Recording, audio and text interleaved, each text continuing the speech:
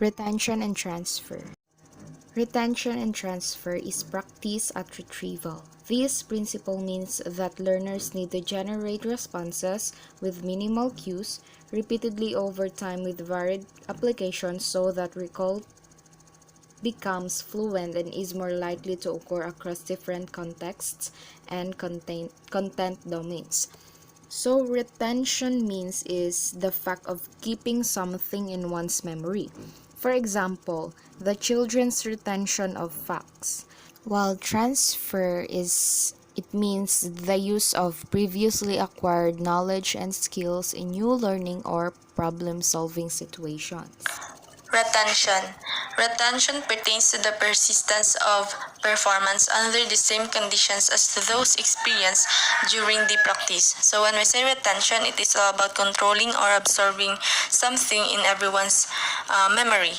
In other definition, the word retention refers to the desire to continue practicing under sa pareha or sa same conditions during the practice. So, getting a high retention rate ensures that we retained it for a longer period of time, even though it just takes a little time to train or to absorb a new one. Transfer.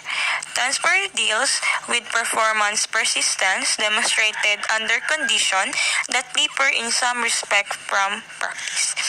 Transfer of learning occurs gradually and systematically as the client practices the same strategy during activities that gradually differ in physical appearance and complexity. Is the most important goal of computerized cognitive training. In practice, it reflects the ability to transfer what is learned in one context or situation to another. Example. Some example of transfer is to define as to move, carry, or transport from one person or place to another. Retention and transfer tests. Both are used to estimate learning by measuring a relatively permanent change in performance. These tests can be given minutes or days after practice. In general, the term transfer test usually refers to a change of task conditions, whereas a retention test usually refers to a test given after empty period without practice. For all practical purposes, a retention test and a transfer test are very similar. In both cases, the interest is in the persistence of the acquired capability for performance. The two types of tests differ only in that the transfer test has individual, switching to different tasks or condition, whereas the retention test usually involves resisting people on the same task or condition. Enhanced retention and transfer is a common complaint from teachers and students is that students forget everything they learned after they exit the classroom or after summer vacation. So, to help students retain and transfer the knowledge, have students discuss the potential applications in the workplaces or give enough opportunities for students to practice the knowledge during or after class. For example, highlighting and reviewing important knowledge or concepts in real-life scenarios will help students transfer acquired knowledge. Also, this step can assist students in retaining newly learned knowledge and applying it in a new context. Connect what students have learned to real life so they can see examples of it and or apply it outside the classroom. Provide materials, websites, each that will allow the students to practice their skills whenever they want in the future. So teachers need to see how ideas connect across fields into everyday life.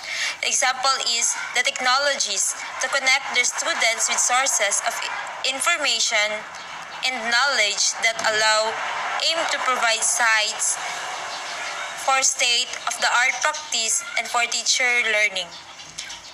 To know everything they will need for a career or to learn through occasional. So how will you apply your learnings in real life situation? For example is take time to reflect and self-explain. Use a variety of learning media. change things up as often as possible. For all practical purposes, a retention test and a transfer test are very similar. In both cases, the interest is in the persistence of the acquired capability for performance. So, transfer and retention is similar to each other because performance is assessed both during learning itself and during testing after learning is completed. Transfer deals with the performance persistent demonstrated under conditions that differ in the some respect from practice. So, the word persistent is pagtsatsaga nimo na ma-demonstrate nimo bisag different condition. So, and while retention pertains to the persistence of performance under the same conditions as those experienced during practice. So, retention is the same condition nimo, murag na experience na nimo nga gibalik lang. The power of or ability to keep or hold something memory, murag na imong na experience nimo nga mga ability nga pwede nimo siyang mabalik.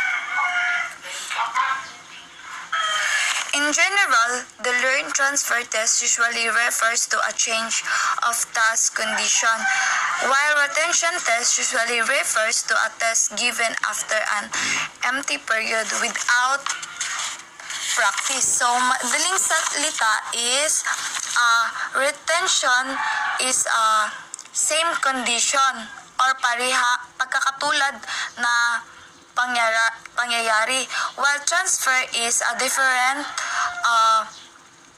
activity.